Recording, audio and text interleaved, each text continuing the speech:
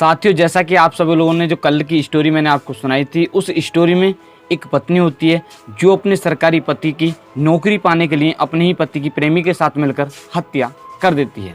साथियों, आज की इस कहानी में एक पत्नी होती है, उसका एक व्यक्ति के साथ प्रेम प्रसंग शुरू हो जाता है। साथियों, उसके जो पति होते हैं उनको जैसे ही पता चलता है तो वो इसका विरोध करते हैं। साथ ही उनकी जो पत्नी होती है, जैसे ही वो विरोध करते हैं तो वो अपने प्रेमी के साथ मिलकर अपने ही पति की गला दबाकर हत्या कर देती है। हेलो नमस्कार साथियों, मैं केशव सैनी आपके सामने एक नई स्टोरी लेकर आया हूँ। साथियों, आज की जो कहानी है वो है दुमका की। साथियों, आज की इस कहानी को शुरू करने से पहले मैं आपसे एक छोटी सी विनती करना चाहूँगा कि अगर आप हमारे यूट्यूब चैनल पर पहली बार आए हो तो चैनल को अवश्य सब्सक्राइब करें, वीडियो को लाइक करें और शेयर करें। साथियों, आज की जो कहानी है वो है दुमका की। साथियों, झारखंड में एक ज़िला पड़ता है दुमका, उस ज़िले में एक थाना पड़ता है जामा, और उस थाना क्षेत्र में एक गांव पड़ता है धनाडी।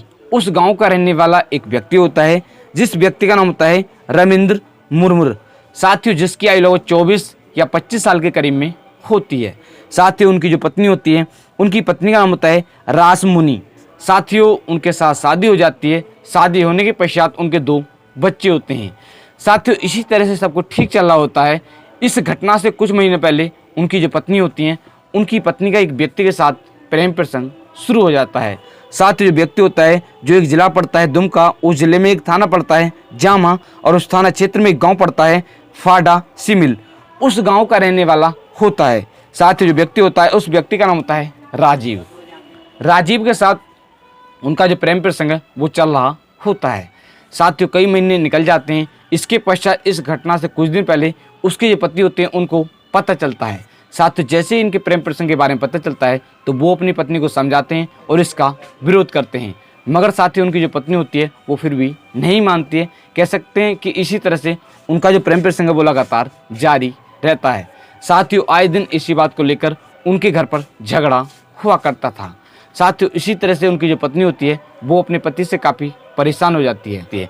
एक दिन वो अपने प्रेमी से कहती है क्यों ना मेरी जो पत्नी है उनको रास्ते से हटा दिया जाए, इसके पश्चात हम तुम मौज की ज़िंदगी जिएंगे, या कह सकते हैं कि मैं तुमसे शादी कर लूँगी।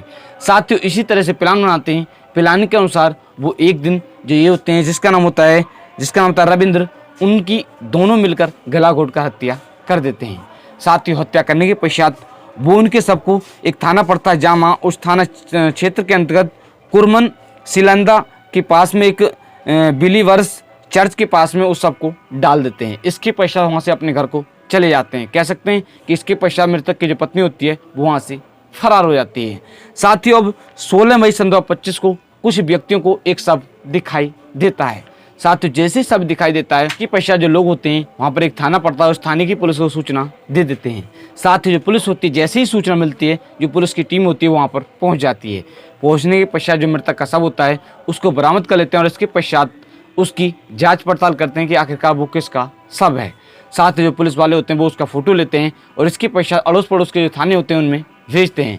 साथियों, इसी तरह से जो पुलिस होती है वो सबको बरामद कर पोस्टमार्टम के लिए भेज देते हैं। इसके पश्चात मृतक का एक भाई होता है जिसका होता है रसीलाल, वो बताता है कि ऐसे ऐसे ये मेरे भाई का शव है। साथ ही जो पुलिस होती है वो कहती है कि ऐसे ऐसे आखिरकार उनकी हत्या किसने की है, तो वो बताता है कि ऐसे ऐसे जो मेरे भाई हैं, उनकी जो पत्नी है वो 6 मई से फरार हैं, उनका एक व्यक्ति के साथ प्रेम प्रसंग चल रहा है, शायद उन दोनों ने मिलकर उसकी हत्या की होगी। साथ ही पुलिस होती है इसके पश्चात रिपोर्ट दर्ज कर जाँच करना शुरू कर देती है।